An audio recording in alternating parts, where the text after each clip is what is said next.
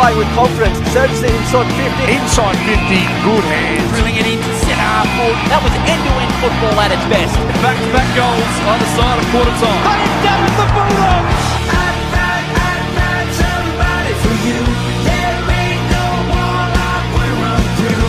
In your corner when we're ringing the bell. Come hell or high water. I'd find somebody for you. Yes, g'day WAFL fans. Welcome one and all to another Monday night edition of Around the WAFL, where we bring you all the action from the past weekend in the WAFL and in the WAFL W. Gee, wasn't there some drama and action all across this past weekend in the Sullivan Logistics WAFL Premiership and week one of the WAFL W Finals Series? It doesn't get better than that, doesn't it? And we're going to bring it all to you here on Around the WAFL on YouTube and where you get your podcasts. It's all thanks to our fine folks at Grants Car Stereo, Morley, District Promotions at East Vic Park, Sullivan Logistics and Front Row Screen Sport. Paul Persick's my name. Great to have your company for another Monday night. And alongside me, rumour has it that he needed an ambulance after the second semi-final. Ethan Roth, another 1 point game. But how you doing this week? G'day, Paul. Yes, off the back of last year, the theme continues of close games in the WAFL W and... another thrilling round as well in the WAFL with plenty of storylines. So the finals heat is racing up in the men's, and then WAFL preliminary final, which is a mouth-watering fixture ahead. No doubt about it. I think the heat has risen up to 7,800 degrees Fahrenheit, to put it frank, because of the action that we have had this weekend. We've got a stacked lineup coming your way, ladies and gentlemen. We've got Kane Bevan from West Perth joining us in mere moments, and a WAFL W doubleheader stacked with prime talent. Tamzyn Beros from Swan Districts, and Jay Flynn from, of course, East Fremantle joining us to chat about their great win in that first semi-final on Sunday. But let's get to the action. West Perth, their second win of 2026. And let's just say it might have been one of their best four-quarter performances of the year. They took down East Fremantle in great style in very slippery conditions down at HIF Health Insurance Oval, and they show very good signs ahead of 2027. And one of those signs is the emergence of Kane Bevan as a continual A-grade star. Of course, he was unlucky to not get picked up in the mid-season draft, but he's really got a point to prove ahead of the end-of-season draft later this year, and he joins us now here on Around the WAFL. Kane, g'day. G'day, fellas. Thanks for having me on. Great to have you on the show. Congrats on the win. Would you say that was one of your best four-quarter performances of the year thus far, being able to take on an East Fremantle side that has got some good former AFL talent, some good quality there, but able to take the game right out of their reach from go to woe? Would it be your best this year? Yeah, I think so, 100%. Like, to put up a four-quarter effort, I think we've done it in patches throughout the year. But to be, push through and be resilient when, they started coming at us a little bit in that second quarter. And then, we could come out in the second half in the last quarter and put a score on, which is really pleasing. I was just telling a few boys, it's been a while since we've won comfortably. So to be up by about 5 or 6 goals in the last quarter was a nice feeling. It must be a pretty exciting time to be at the footy club. Ladder position aside, you've got the likes of Harvey Sport and Guy coming in, making an impact. Ryan Gallen as well, who's come from the Perth Footy League, and Zach Sprigg as well, who's come in this season. So although this season in terms of finals is out of the reach and has been for a little while, obviously a bit of a bigger picture in mind, and these wins must build that belief. Yeah, definitely. It's obviously frustrating to not be winning more games, but we are obviously super young, and as you said, there's a lot of bright lights to take from the year with the likes of, obviously, Harvey's been great since coming in, Ryan Gallen, even Luke Michael, who we got from Ocean Ridge earlier in the year as well. Like, they've been outstanding for us, so you can definitely see that there's going to be some progression there in years to come, which is positive. But as I said, at the end of the day, you do still want to be winning games, so the more we can do that, the better off we'll be. Another player that I reckon is worthy on that list is Cohen Livingston, former Perth ruckman, and also spent some time on the Eagles WAFL list. He's really taken his chance at West Perth, hasn't he, with 26 hitouts. He had another solid hit out in the ruck up against Luke Stranatica, holding his own throughout those 4 quarters. He's really one that's going to be a big part of West Perth's future. Yeah, I feel Cohen's been building into the season really nicely. Probably started a little bit slower than he would have liked, but he's competitive. Obviously still young to be playing that ruck role. So he's just going to keep building for us and keep getting better, which is just going to be great to see over the years to come. And speaking of getting better, someone that continues to, wind back the clock, but having said that, the way he's playing, he's still very much in his prime. Tyler Keitel just gets better with age, doesn't he? Mate, that was just one of the best performances you'll see, isn't it? You won't see many better than that. 30 and 6, geez, you dream of having days like that. It's to to be able to play with him and just watch him week in, week out do what he does is like special and something that, I'll treasure for a while to come. You'll certainly go down as one of West Perth's all-time greats. A big bag of 6 on Saturday. There is a theory, though, Kane, and this has been giving me a bit of a headache in recent weeks. Every goal that's kicked by West Perth play, whether it be Tyler Keitel, yourself, or even the likes of DeMarte or not, they have a certain goal-kicking song played by their DJ, Frank Alvaro. Shout out to you, Frank. Apparently, I've been hearing Tyler Keitel's song is the Wiggles song, Shake Your Hips with Wags the Dog. Is that theory true? I'm actually not certain. I've heard a few murmurs of it, but I always thought TK's song was Magic. I don't know. It always used to give the boys a headache because I'd hear it that often. But maybe with the newborn, he's gone the Wiggles. I don't know. I honestly haven't really noticed it. I must just be in a different world when I'm out there. Might be a good way of explaining it, I think. Yeah, I think so. What about it next week? Of course, you've got the big Perth Derby. You knocked off East Perth earlier in the season on WA Day. The appetite must be there to knock off East Perth for a second time after your recent run of games. Yeah, 100%, mate. It's obviously always a big game when we come up against them in the Derby. So we were lucky enough to get them earlier in the year and get it done. So to do it again and be up 2-0 for the year would be great for us. And just to continue building off the weekend and try to get some momentum. It's been a while since we've been able to string a few wins together, so to do that would be nice. It's going to be a great game, isn't it? The Perth Derby over there at Sullivan Logistics Stadium this Saturday. Kane, congratulations on a great win, second win of the season. Optimism growing at West Perth for 2027. Thanks for your time, Kane. All the best against East Perth. Thanks, Kane. Appreciate it, guys. Thanks for having me. Kane Bevan from West Perth, of course, one that could get picked up in the end-of-season draft later this year. Very stiff not to get picked up mid-season. But I think his theory of that Wags the Dog goal celebration might be a suitable explanation behind that. Of course, TK with a newborn on the way. I reckon he's getting that newborn into the Wiggles very early, but he was wiggling his way to victory with a fine bag of 6. Yeah, it was one of the performances of the year from Tyler Keitel. He said 30 and 6, and yeah, he's still got plenty of run in the legs if he wants to continue on for however long he wants. I feel like he's certainly earned that right, and not too surprised that Kane Bevan didn't notice. Hence how he's so locked in and so dialed in on game day, and yeah, he's one of the stars of the competition at such a young age still. Never take him out of that zone because he will absolutely tear it up. We'll break that game down in a little bit more detail, as well as the round 18 action in the Sullivan Logistics WAFL Premiership season, and cast the votes for the Player of the Year with 3 rounds of votes still to be cast. It's anyone's game. We'll take a break, and when we come back, we'll have all the recap from round 18.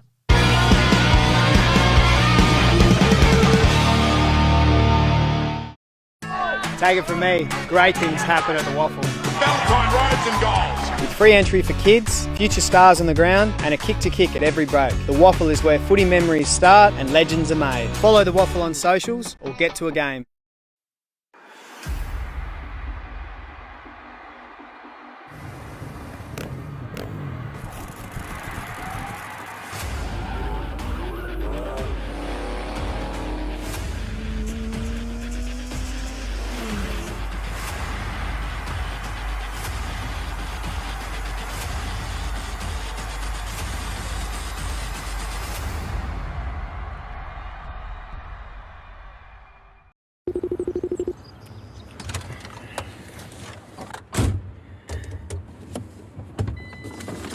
Hey Siri, how to connect Bluetooth to Mac truck?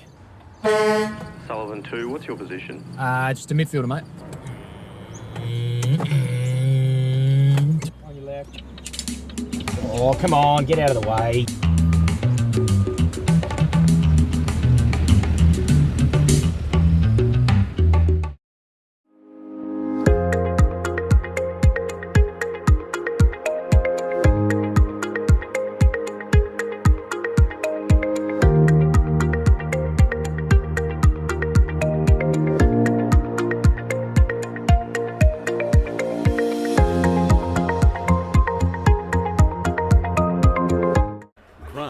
Stereo Morley, proudly supplying and fitting quality car stereos for over 15 years, selling top name brands like Alpine, Focal, Rockford Fosgate.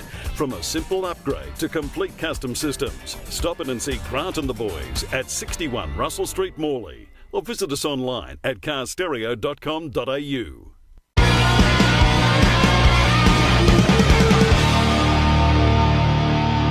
And you're back with us here on Around the Waffle. Paul Persick and Ethan Roth guiding you through all the action from the past weekend in our recap program, all thanks to District Promotions, Sullivan Logistics, Front Row Screen Sport and Grant's Car Stereo. Later on, we have got Tamzyn Beros from Swan Districts and Jay Flynn from East Fremantle to talk about their respective WAFL W Finals wins. Now let's get into the men's action, Sullivan Logistics round 18 of the WAFL. And we start off at Mineral Resources Park, Rothy, a game that would have meant so much to either side should they taste victory. And in the end, it was Peel Thunder in a very low standard scrap given the conditions, winning by 15 points, 8-6-54 to 5-9-39. And that win, Rothy, all but seals Peel's first minor premiership. Yeah, it's a great achievement by them. Obviously, we know the heights they've got to without finishing as the minor premiers. But yeah, a real feather in their cap, and well done to all involved, both AFL alignment and the local side of it. So yeah, it was an interesting start. Peel sort of got the upper hand, and then really, I guess, they really clunked Perth's ability to go forward. You know, Perth only scored one goal between quarter time and three-quarter time. On a tough day, of course, conditions played a large part of that. And Peel, you know, weren't overly convincing. It was a 15-point win in the end. But the likes of Tardrew, Sharp, hitting the multiple goal kicker list, and Darcy and Sturt. Great to see Sam Sturt out there. Obviously played reserves a week before. But first game in over 70 weeks, was it? Yeah, and great to see him, you know, come in and make an impact. And yeah, Peel Thunder obviously show why they've been the best side all year, and sometimes you have to win ugly, which is what they did on the road. Josh Edwards was a late withdrawal for the Demons side due to injury, and they really missed his work in the ruck. They had to shoulder the workload on Zach Harding, and against the likes of Sean Darcy, who had 56 hitouts, you were going to be exposed every day of the week, and I'm afraid for Perth's sake, Darcy really took him to the cleaners with 56 hitouts. That was going to be the telling battle if Edwards did play in that match. Unfortunately, he didn't, and Perth's ruck stocks were left exposed by Sean Darcy and followed up by the first use to Tardrew, Hancock and Bailey Banfield, who had 26 disposals in that game. Especially Tardrew. This man is a machine. He's like the Energizer Bunny. He can run for hours. You play him anywhere, whether it be midfield or an attack, and he can play that role to perfection. 36 touches and 3 goals to boot.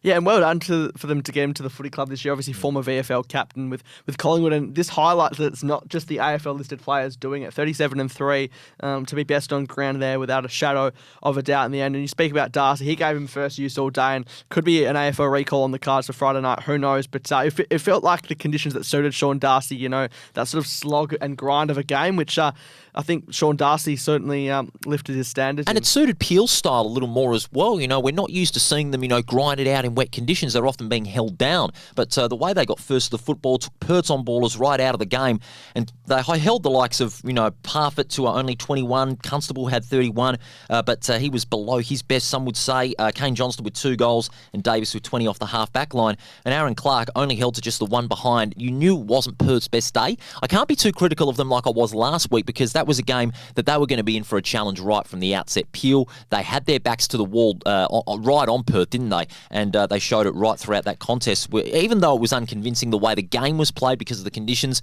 Perth, they knew they were going to be up against it, just couldn't find an answer. Yeah, and it feels like a 15-point win here is worth its weight a little bit more in gold in terms of that breathing room that Peel had. I know Perth actually won the last quarter by 1 point, but yeah, 15 points probably worth its weight a little bit more considering the conditions at hand. And yeah, Peel Thunder did what they had to do in the end, and further, I guess, you know, made it clear that they're the premiership favourites well and truly. And they deserve to be. It's not just the Dockers listed players that are getting it done, it's those locals and interstate as well. First minor premiership in the club's history. So well done to Adam Reid and the players. 15-point win over the Demons. Now we go to another wet weather scrap. This time at Steel Blue Oval. It was Swan Districts in their last home game. Disappointing to end their home campaign for 2026 on the note that it did. Claremont just too good in the end. Winners by 22 points, 7-9 to 3-11. While Swan Districts challenged in the first half, the third quarter really set it up 4 goals to 1, and it was the likes of Waterman, Eastland, and also Main Waring that ran right in the third quarter, and Claremont were never headed after halftime. Yeah, in a similar sort of game as well, like Claremont,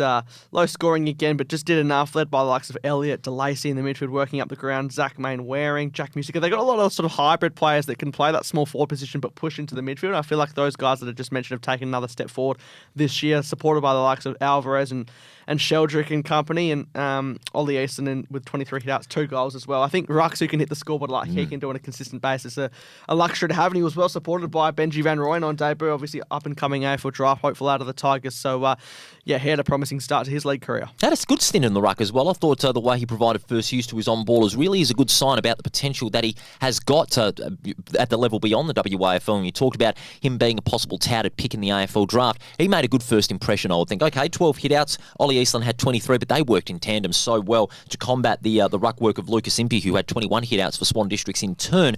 But what I was also impressed with was Zach Mainwaring's work in the midfield. They put him more in a midfield role, Zach Mainwaring. He's been juggling roles, midfield, forward one week, and then forward the next week, playing a little bit deeper inside 50. But he played more on a wing, and he played his role very well. 23 disposals to go with 9 tackles. So when the ball is loose and when he goes after it, and if he's second to it, he applies the pressure right away. He doesn't stop trying, Zach Mainwaring. Yeah, his work rate is first class. And has it improved this year compared to last year? I'd say yes. I think it has, and I think it comes with opportunity as well. Like, it's the sort of form that he was sort of getting spoken about as a mid-season draft smoky earlier in the year, and another year. He's coming into sort of his mid-20s now, so I guess a natural part of development at the same time. But he's still going to be able to take that step forward, and they've put a lot of faith into him. Otherwise, he was sort of just pigeonholed as a small forward, and a very good one at that. But I think he's taking the WAFL world by storm a little bit. Swan Districts just had no answer, and they weren't able to convert on several chances in front of goal. 19 less inside 50s, but they should find some pluses in the form of Clint Hinchcliffe, who's having a great run of form in the last month.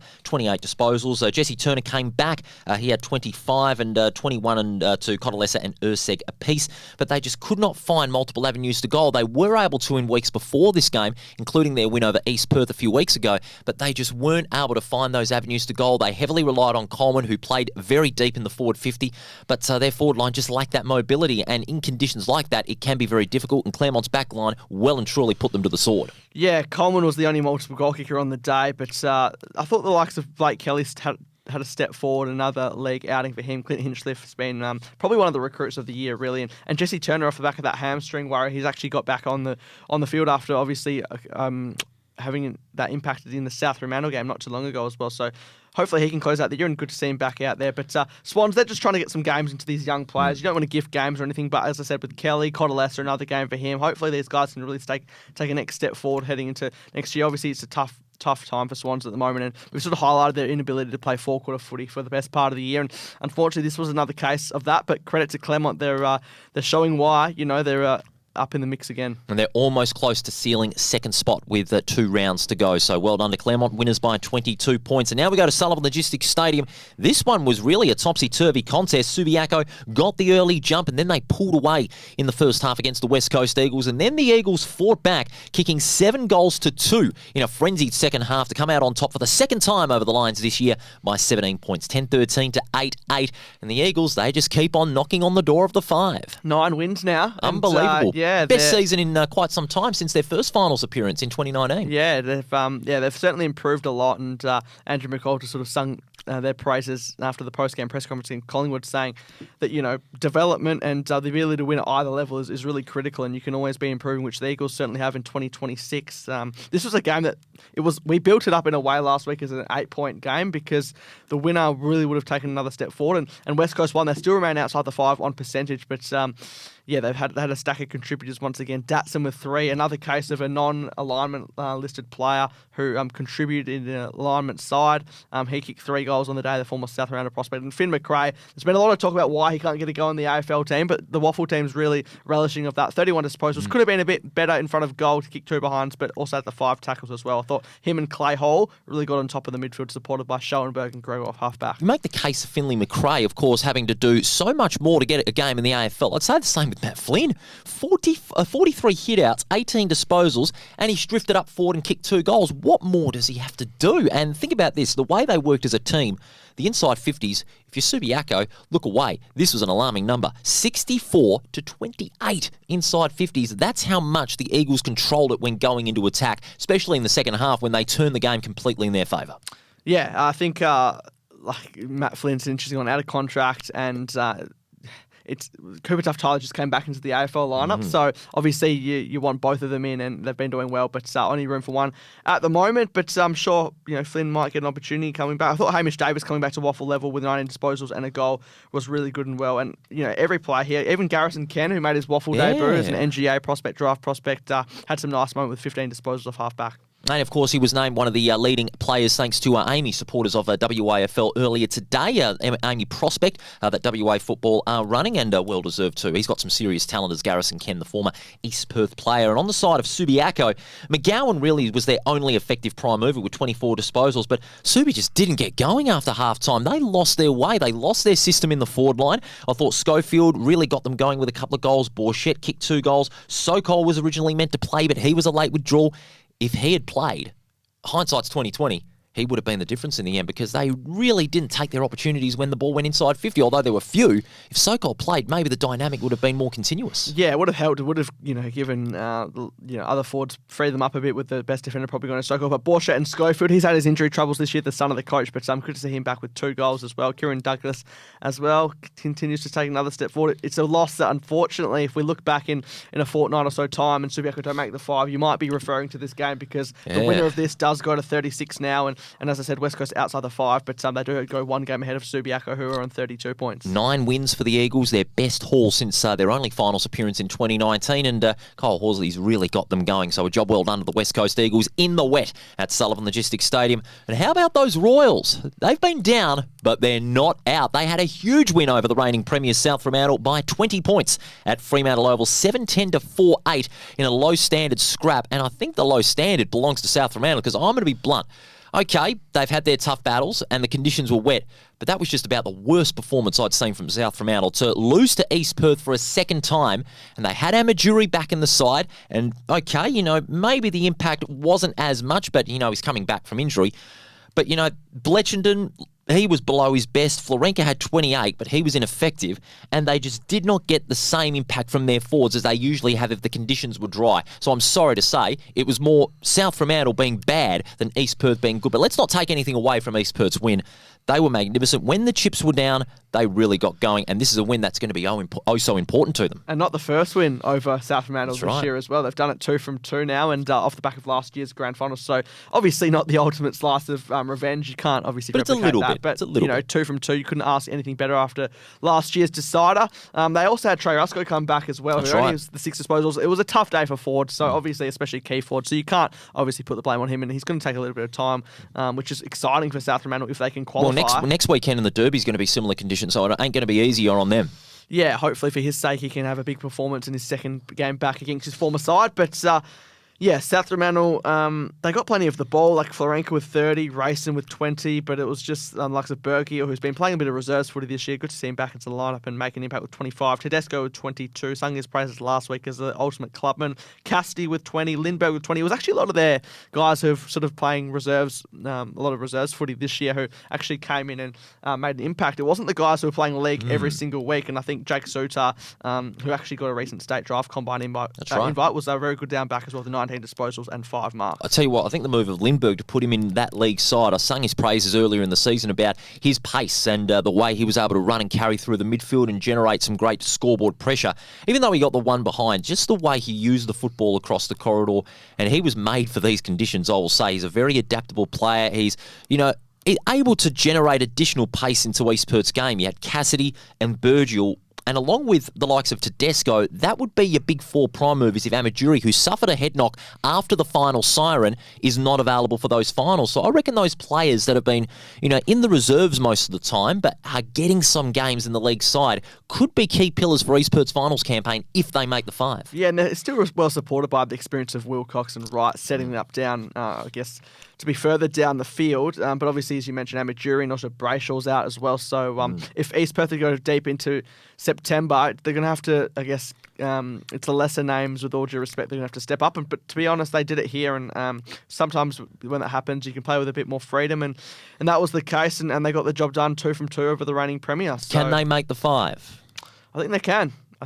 Obviously, both these teams on 36 points now. East Perth narrowly in front of them with 1.1 on percentage. So who knows? It could be an early elimination final preview. You never know, depending on the next fortnight. Yeah, that round 20 game in particular, East Perth and Subiaco, could be just that in a couple of weeks' time. That was, of course, a great win to East Perth on Saturday against the reigning premiers. And now we go to Joondalup, the final game of round 18. And West Perth, as we talked about with Kane Bevan, put in one of their best performances of the year to secure their second win of the season against East Fremantle, who have slumped to their 7th straight loss by way of 45 points, 14-12 to 7-9. And really it was the second quarter where West Perth took control, gained the ascendancy, and East Fremantle were forced to play that catch-up football. And they kicked 2 goals after half-time, and they were led by Shane Nelson, who had 34, but really the big star was the man who kicked the baker's dozen, half dozen rather, Tyler Keitel. He is aging like a fine wine. He just gets better, and that was his best performance of the year, I'll have to say. If he doesn't get 3 Sandova votes in this game, then I think something is seriously wrong. 31 disposals, 6 goals won,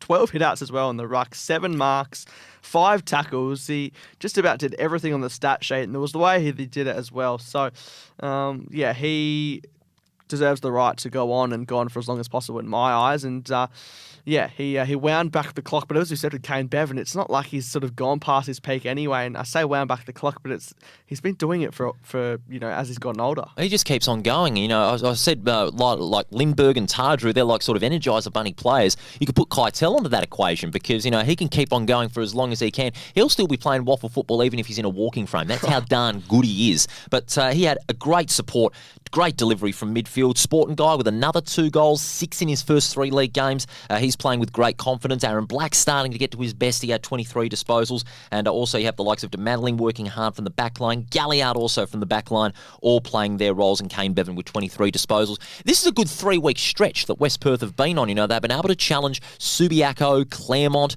and now they've gotten finally that second win of the season. We knew they were going to get another win. It was just a matter of when.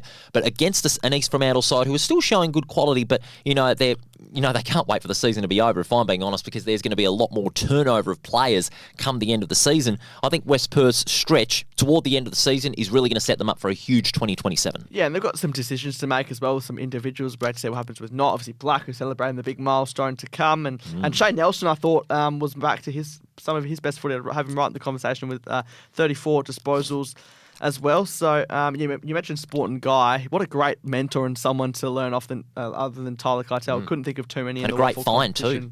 So those two working well, youth and experience inside the forward line. Sport and Guy certainly putting his name forward from a draft standpoint. East Fremantle, it feels like for a little while they've been limping to the finish line a bit. Obviously, very young group, and had some really spirited performance earlier in the year. Think of the East Perth game. You think of quite a number. The Derby on WA Day. The Derby, absolutely. That's a highlight for sure. They've been able to put it up to teams, but we shouldn't be too surprised. It's a long year. You're tired, and I thought the likes of their leaders, Marsh and Erdley, Cleaver, couldn't have done much more in the end. But true. Like, to put it into perspective, their reserves haven't won a game. There's a lot of guys who are going up from Colts even to reserves who maybe shouldn't be, and it's good for their development and their learnings, and then going through the league. So it's really a club domino effect at the moment, particularly with those reserves not winning a game. Well, you talked about the Colts players. There's one player I'd love to have in that league side if he doesn't get picked up in the draft. Finley Yo. He is a great inside midfielder, has good run. He's got a lot of endurance in the legs, and he's a good kick of the footy as well. So if he doesn't get picked up in the national draft at the end of this year, I reckon East Fremantle have got to look at him and say that could be our new leading midfielder in the future. Yeah, he can play predominantly forward as a small. Probably has to obviously put a bit more size on, but he's sort of like a Zach Mainwaring type. I think he has the ability to go into the midfield as well. Has a lot of pace, a high flyer, and a Freo NGA product. So his Colts campaign will, not necessarily define him, but if he can get a league game in the midst of that, then we know what that says historically at the draft. League footy does your chances wonders. It certainly does, but West Perth, they're doing their hopes for 2027. No harm. As their second win of the season, Paul Sanzoni will be very pleased. And how fitting, of course, the Jade Canane Memorial Cup, which is what the West Perth and East Fremantle sides play for in each of their encounters. And in the end, it was West Perth getting their hands to it. I tell you what, Jade will be very, very proud of her beloved Falcons. Now to the ladder with with 2 rounds to go. We're getting close to the end of the home and away season. Peel Thunder all but sealed their first minor premiership. They're on top, 2 wins clear of Claremont. Then Perth, East Perth, South Fremantle and West Coast, all on 36 points in that order. 1 win behind is Subiaco, and then Swan Districts, East Fremantle and West Perth round out the bottom half of the ladder. Time for the votes, Rothy, and I gave 1 vote to Zach Mainwaring of Claremont. I reckon Ash Prescott has utilised his versatility so well that you put him in that forward or midfield role or play him on a wing, he won't let you down. And I thought his work, over 20 disposals, his effectiveness at the disposal in those conditions, I thought was very good. Zach Mainwaring getting the 1 vote. Finley McRae getting the 2 votes this week. McRae, what more does he have to do to get on an AFL list? Another 30-plus disposal game. He's really rocking on. He keeps on keeping on, is Finley McRae. And I reckon he could be one of those barometer Big 4 players to guide West Coast to a finals campaign if they make the 5. 3 votes. Gee, I rate this kid, Tyler Lindbergh. He is incredible. Since that reserves grand final last year, he's just gotten better and better as far as his development is concerned, and he's certainly not letting Ross McQueen down in recent weeks. There's no doubt about that. So 3 votes for him. 4 votes. Lockie Tardrew from Peel Thunder. He has been a genuine all-rounder since coming into the Peel Thunder side. To me, he's been one of the best finds of the competition. You know, Captain Collingwood's got some VFL experience, some time on an AFL list, and he's using that to great effect. And over 30 disposals, many tackles, and of course 3 goals, you're going to get plenty of votes with that. But if this man doesn't get 3 Sandover votes, at least he's got the top gun this week. Tyler Keitel, 5 votes, just could not go past him, kicking a baker's half dozen in one of his best performances of the year, guiding the Falcons to their 2nd win. Yeah, the stat line, if that doesn't do it to you, then the way that he did it should. And anytime you have a game like Lockie Tardrew 37-3 and you don't get the top gun, you know someone's done very well to beat that. But all those players there, certainly in the finals mix as well, and contributing very, very well to their respective teams. And at an important stage of the season as well. Let's go to the leaderboard with 2 rounds left. And all of a sudden, there's another twist in the top 10. Charlie Dean still leads. Bailey Rogers still in 2nd. But there goes Lockie Tardrew up to 3rd with 12 votes. And Jack Cleaver and Angus Scott separated by 1 vote each. Then comes Brendan Parfitt, Finley McRae into the 10, Hugh Davies, Jarvis Pina, and Jeremy Sharp in the top 10. Dare I say it, it could be a 5 or 6 horse race. It certainly could be, and from a Sandover perspective as well. I mean, you mentioned Jeremy Sharp at the bottom of the leaderboard, and he's probably the favourite for the Sandover at the moment, but with the likes of Tardrew and Banfield and co playing such good footy, you wonder, are they going to steal too many votes off Sharp? I guess time will tell. Absolutely. Still 2 rounds left. Anything can happen. We'll clear a break, and when we do come back, our WAFL W doubleheader. We'll start with Jay Flynn, of East Fremantle, and of course Tamzyn Beros of Swan Districts, and of course a recap of both those semi-finals, which went right down to the wire. And of course this man needed an ambulance, rumour has it, afterwards. Back with more here on Around the Waffle after this.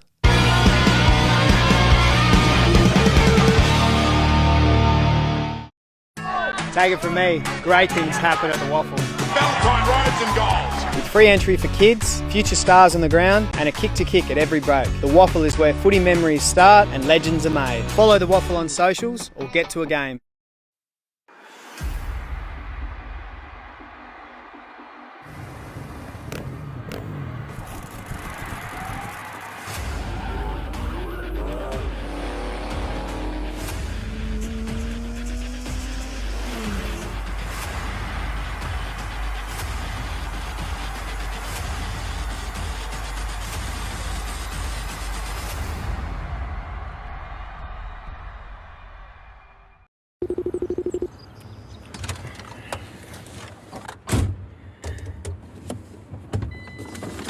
Hey Siri, how to connect Bluetooth to Mac truck? Sullivan 2, what's your position? Just a midfielder, mate. On your left. Oh, come on, get out of the way.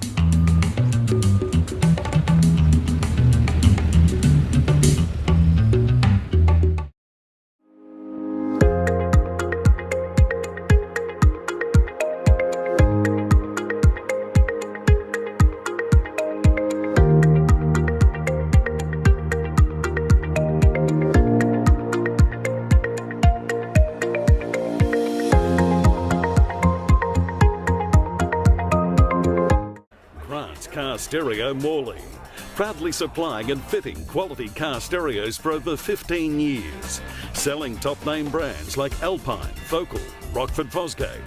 From a simple upgrade to complete custom systems, stop in and see Grant and the boys at 61 Russell Street, Morley, or visit us online at carstereo.com.au.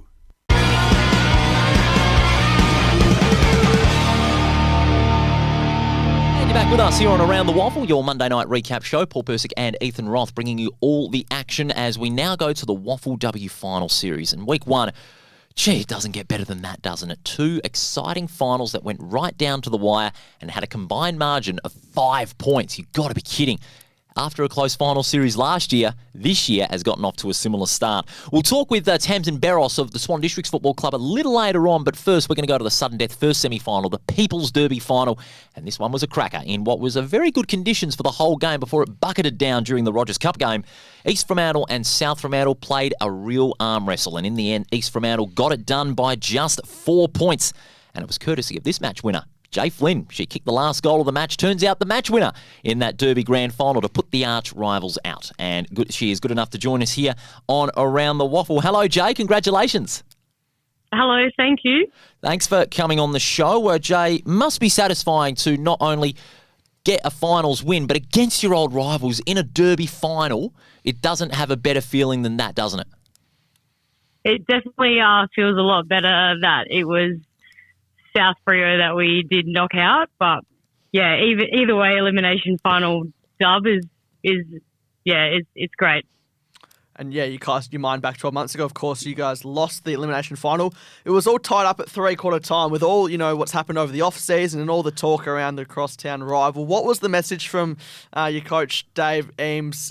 Did he say anything, inspiring with it being levelled up with 20 minutes to play, or did he, I guess, not try and overcomplicate things too much? I think we just went out there trying not to overcomplicate things too much. Just trust the process, I guess. Yeah, and yourself, you kicked the winner, as Paul said. I think you've only kicked, would have been your second or third goal in over 50 games of WAFL W. So to creep forward there, you must have, obviously relished that moment. And obviously when it went through, what was your sort of thinking? Did you sort of know it was the winner, or did you sort of think get back in defensive mode straight from there?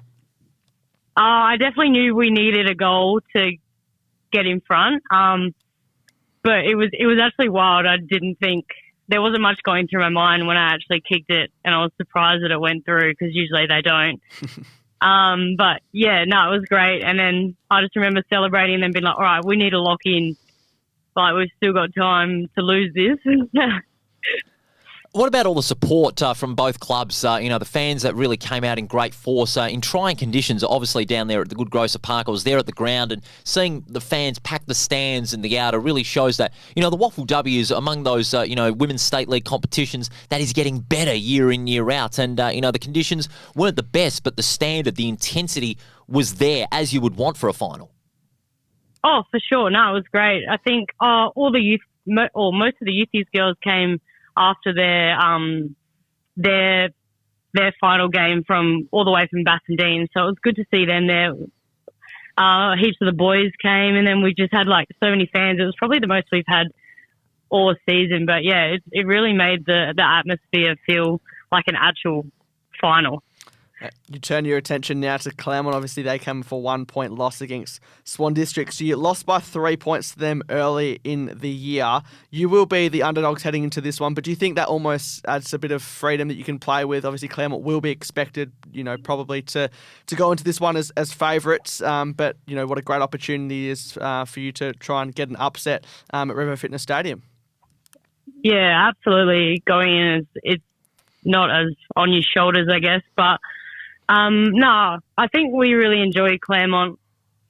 It's just they play a good, clean game, and it's actually fun to play against them. But I reckon we're pretty even, so hopefully we can get across the line, and a bit of an upset would be fun. But yeah, so we'll see what happens when we actually come up against them. The last chance for the big dance on Sunday against Claremont. Jay, we really appreciate your time. All the very best to you and the Sharks team ahead of a big preliminary final on Sunday.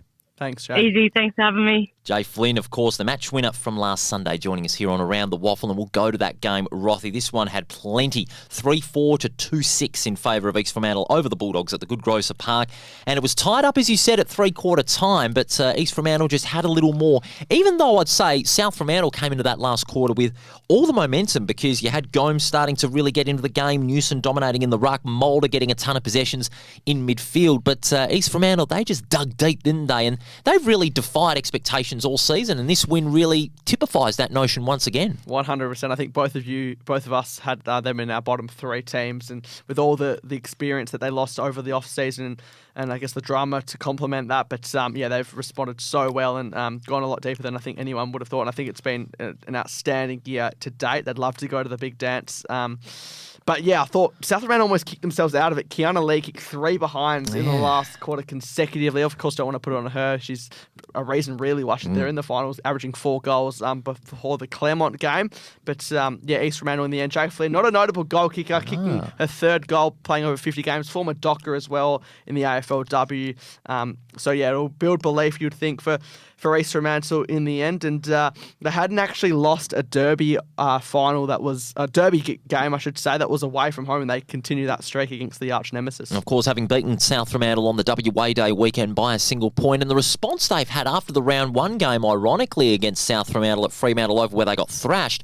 This is another symbol of, their rise back, because after the significant player turnover and all the behind-the-scenes hoopla that went down in the off-season, David Eames, the coach, deserves a ton of credit for getting these players to lock in and focus on the task at hand. And that's exactly what they've done all season, and will look to continue to do so on Sunday. Yeah, and I think they've really bought into that sort of, this is a new era now. Let's, not buy into any of the outside noise and act as if, it's not there. So, credit for them to be able to lock in really mature signs by them. And, both of these sides were tested throughout the year. Obviously, Tash Entwistle and also, also Maddie Evans was picked up for South Fremantle. They had to cover for players like that. Don't forget Norton for East Fremantle. Ironically, all 3 of those players played for both the sides before they switched to the other before being picked up. But South Fremantle making finals, you can't discredit that.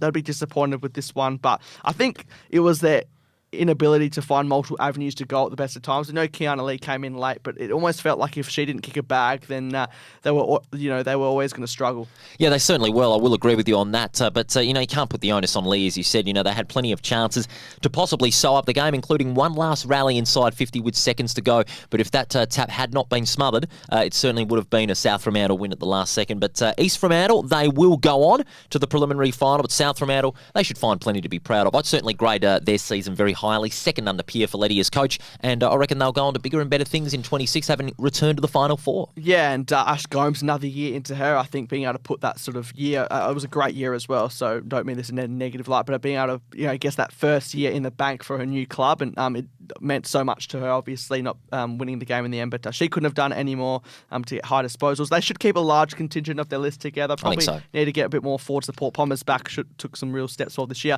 They might lose Mary Polomino. She's the only player that, from a South Fremantle perspective, has been invited to the draft combine. But other than that, similar to how we said about Perth, I think bigger and better things for South Freo. Absolutely, looking to retain their good core stock of players for 2027. But that wasn't the only close semi-final.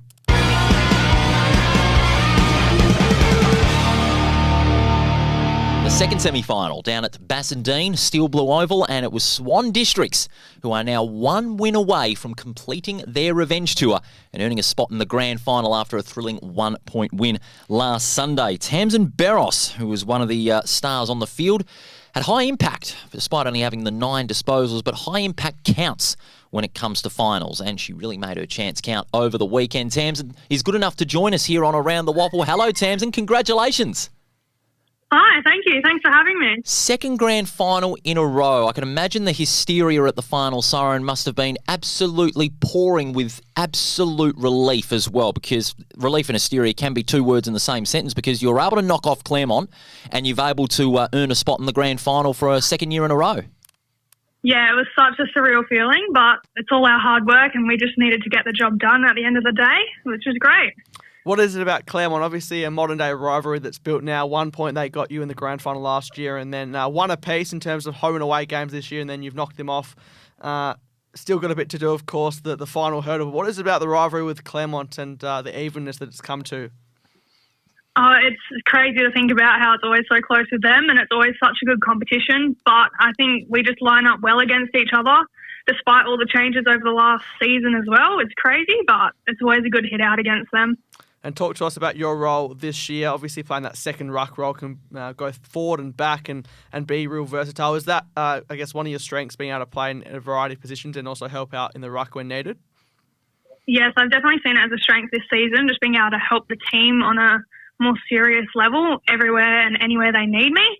But it's thanks to the girls as well, helping me slot in wherever they need me and let me do my job while they do theirs, which has been great. Well, not just the ruck stocks had to do a bit of overtime in that last quarter. The back six also worked overtime because Claremont came in with a flurry in that last quarter, kicking a goal to while you were held to just the one behind. But the back line really stood tall when it mattered the most, and that back six really has been really the standout on the side this season after having a couple of interesting results go your way and go against you in the preliminary rounds. 100%. The back six, they're unstoppable. I couldn't speak highly enough of them. They're amazing. They get the job done. And whilst they defend, they also attack as well, which has really helped us this season, which has been great. And I'm sure you'll be watching the prelim very, very closely to see who your opponents are. Do you have a preference? I mean, you'll obviously be happy to take on anyone. Of course, Claremont would be the ultimate redemption chance based off 12 months ago, but also East Fremantle have been a bit of the unsung heroes this year. Not many gave them the chance, and I guess they're playing with that sense of freedom being the underdog. So do you have a preference, or is it just, I guess, hope they bash and crash each other as much as possible so that, I guess, there is a full advantage having that week off? Yeah, hopefully.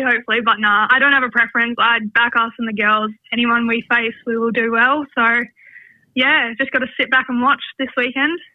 And the Rogers Cup also making the grand final must be good for the morale of the club as a whole as far as their women's program is concerned. It's a great program that Swan Districts have got in their Rogers Cup team, and that follows on into the Senior League program.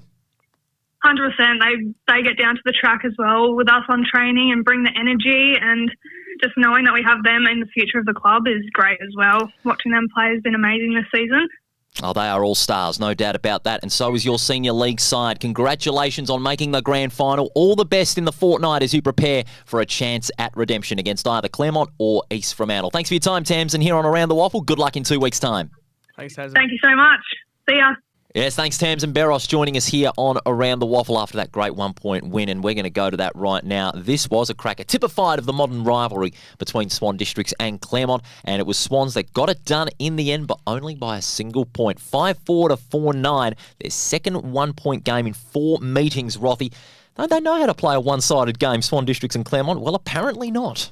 Yeah, well, Claremont had the break at quarter time and also half time, but it was a blistering third quarter set up by Ash Sharp. 2 critical goals, both of them coming on the non-preferred. There was a stage where she had 3 or 4 disposals, and all of them were left foot snaps. Yeah.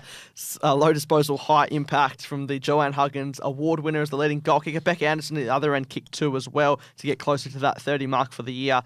Jade Musica kicked a nice goal on the run before getting injured. Hopefully she's okay for the prelim or the grand final if they make it. But yeah, it took a while for them to score the goal, Grace Hurst being that one. But yeah, Swan Districts and Claremont, the modern day rivalry, it just continues on. I know there's a lot of people out there would love to see a grand final with these two teams, so Claremont have to do it the hard way now. But as far as this one went, they actually didn't score a goal in the last quarter, but won when Claremont scored one themselves. Shay Yaron kicked the winning point. We didn't know it at the time. There was about 6-7 minutes remaining on the clock, but you thought in the commentary box that it could be a repeat of last year, the second semi-final, Claremont Subiaco, which went to extra time.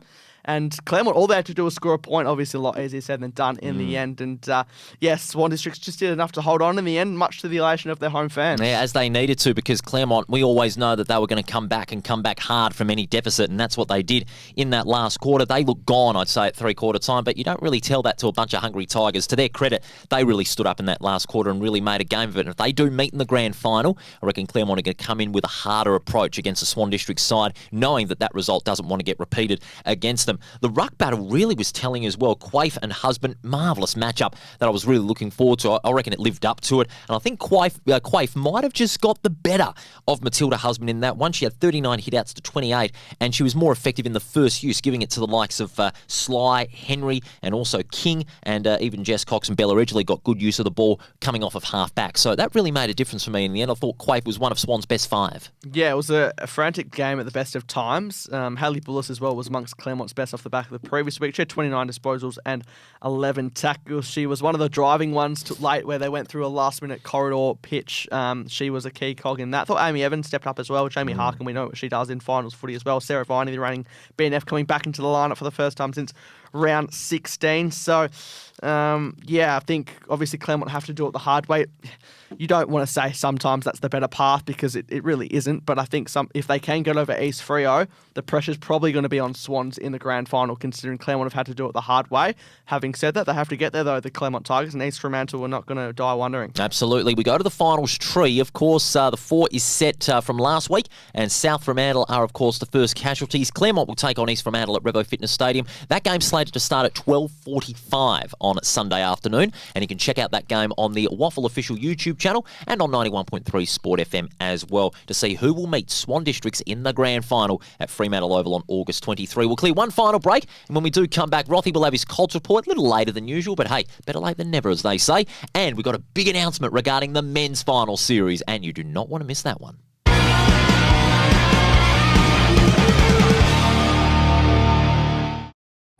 Take it from me, great things happen at the WAFL. Valentine rides and goals. With free entry for kids, future stars on the ground, and a kick to kick at every break. The WAFL is where footy memories start and legends are made. Follow the WAFL on socials or get to a game.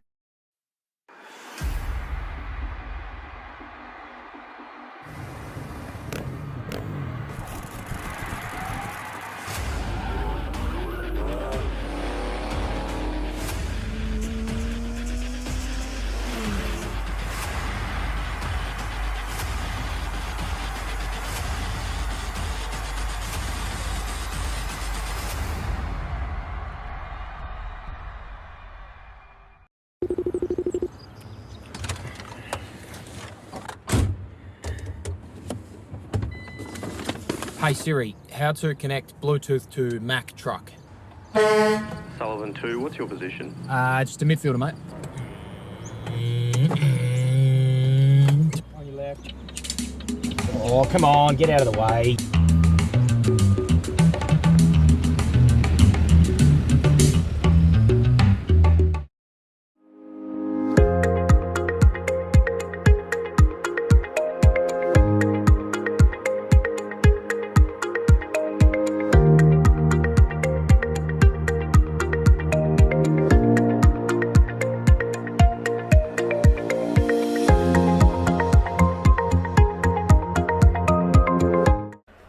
Car Stereo Morley, proudly supplying and fitting quality car stereos for over 15 years, selling top name brands like Alpine, Focal, Rockford Fosgate.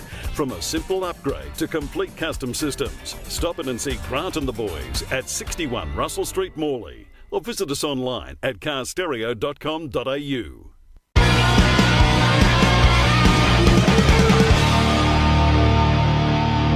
And you're back with us here on Around the WAFL. Paul Percy and Ethan Roth with you. First off, big thanks to all our special guests that have appeared tonight. Kane, Bevan, Tamzyn Beros, and also Jay Flynn to talk about their respective results from the weekend. Rothy, let's go to the Colts report. Better late than never, as they say. 4 very important games. The 5 could have been sealed at the end of that round, but East Fremantle said, nah. They'd certainly put West Perth to the sword in the end last year's preliminary final. Starting in the early fixtures on the call for this one, Perth versus Peel. Perth mathematically ended Peel's finals hopes. It was a dominant display. Hayden Simons, in his second game of Colts footy, bagged 6. He's now averaging 4 goals, still 16 years of age. Unbelievable. Is the Hammond Park Junior Football Club representative. Finn Tomasini, also great bottom age prospect with 27 and 2 in the end. And they were completely dominant over Peel. They're still unlikely to make the 5, but them and Swan Districts could potentially be in it, depending on what happens with West Perth and East Perth this coming week. Swan Districts went down to Claremont. Bit of a scrappy game, but a 26-point victory for Claremont. We know they're going to get back a stack of players now that the PSA only has 1 round left, but Lockie Sheldrick, with Christchurch having a bye, had 25 disposals. Gallagher, the skipper, had 21, and Noah Blakeney was the only multiple goal kicker there. Swan still in the hunt, but unlikely. South Fremantle did what they had to do over the struggling East Perth with a dominant win, 99-27. Jai Hunt, in his first year, continues to blossom with 3 goals. Byron Foster with 20-odd disposals and 2 goals as a ruck. He shows why he is a State 18s representative in the end. So not too many of a great surprise there, and good to see that the weather cleared up compared to when these sides last met in the Colts, which you were on the call on. Which, no fog in sight. No fog in sight. And then under lights, you were on the call this one. East Fremantle did what they had to do, restricting West Perth to just one goal in the end. I know West Perth are in the 5 at the moment, but I'm just not convinced with them at the moment, and they really need to put East Perth to the sword for mine next week in the Derby to be a real contender for mine. I know Sport and Guy is playing league. I know Campbell Craig's playing PSA, etc. But they were not impressive. But credit to East Don't Fremantle. forget French was dropped as well because they were looking for him to play senior football and he didn't have that chance. And you think about it, a couple of injuries really hurt West Perth in the end. It did, and James Artemis and Finn Yeo got to work. A class above showing why they are state 18 stars. Absolutely. Great work by you, Rothy, as always. And the Colts for round 19, critical. A lot of these games, very critical for the sides that are competing.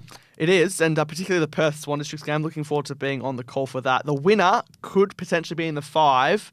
Will be in the hunt for the 5 still. Will come down to around 20 if West Perth can lose to East Perth. So that's going to have to happen. And then it all could come down to West Perth and Perth in the last round. But of course, this weekend we have to focus on before that. And there's a Derby Colts game in there. Claremont vs Subiaco should be interesting as well if they meet in the finals. And also, those are the games in the Colts. So looking forward to round 19 altogether. That game, Claremont and Subiaco, that's coming from Retrovision Stadium in Albany, their annual showpiece over there. And that's at 5 o'clock on the WAFL YouTube channel. A Saturday night game. Should be a real cracker, that one. Claremont's last chance to possibly secure top spot on the ladder, with that being their last game of the year. Yeah, it's a great initiative to go out to Albany. Of course, it's a strong region that many have come from. You think of the likes of Darcy Cameron coming from Albany, and even someone like a Jacob Blight back in the day as well. So they've got really strong ties there. And looking forward to another night fixture between the Claremont Football Club and Subiaco. It's a piece that they've made sort of a continual thing in recent years. Yeah, absolutely. Nice work as always, Rothy. Great Colts report. And before we go,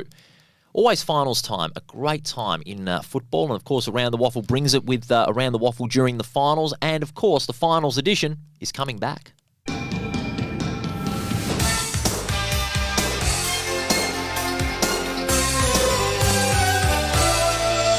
Yes, August 28th. So the first of the finals edition shows is going to drop on Friday morning when the teams come out, and there's going to be an additional member of the panel every week. So it's going to be a 3-person panel for the finals edition shows to get a bit of a fresher perspective, more insight into the finals teams. Of course, that'll begin on August 28 on the eve of the first week of the finals, Rothy.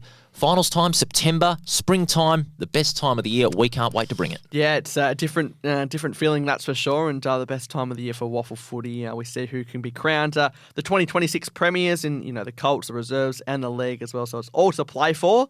And looking forward to a big finals campaign as well. Speaking of finals, good luck on the call for the preliminary final on Sunday. It's going to be an absolute beauty at Revo Fitness Stadium. Yeah, it's going to be a fascinating game. Obviously, Claremont are going to go in firm favourites, but East Fremantle, I think, in a way, they can play with complete freedom. And we'll wait to see who the grand finalists are. Will it be as it was 12 months ago, or East Fremantle will make a real bolt from the blue? Time will tell. It's going to be a beauty. All the best on Sunday, and we might need 2 ambulances just in case. The listeners and viewers, we really appreciate your company here on Around the Waffle. We look forward to seeing you here on Thursday to preview round 19 and the preliminary final of the WAFL W. Stay tuned on our socials, Facebook and Instagram, for some exciting content coming your way, and of course the lead up to Around the Waffle Finals edition on August 28th. Have a great week. We'll see you on Thursday.